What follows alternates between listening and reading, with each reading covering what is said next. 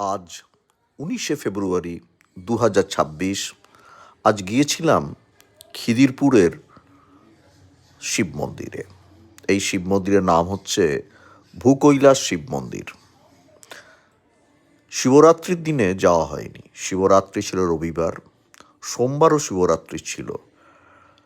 এই শিবরাত্রিতে খিদিরপুরের এই ভূকৈলাস শিব মন্দিরের প্রাঙ্গণে বড় মেলা হয়। তা আজকে সেই মেলা দেখব বলেই গিয়েছিলাম। গিয়ে এই শিবের দর্শন করে এলাম। মুখোমুখি দুটো মন্দির, মাঝখানে নন্দী মহারাজ, আর এই মন্দিরগুলোর পশ্চিম দিকে এটি জলাশয়। সন্ধেবেলায় ভীষণ মনোরম একটি জায়গা হয়ে ওঠে এই মন্দির চত্বর। আমরা আছি ভূকৈলাস শিব মন্দির চত্বরে, কলকাতার অন্যতম পুরনো শিব মন্দির, এবং দুটি শিবলিঙ্গেরই দুটি মন্দির, তার যে দুটি শিবলিঙ্গ সেগুলি 20 ফুটের উপর তাদের উচ্চতা।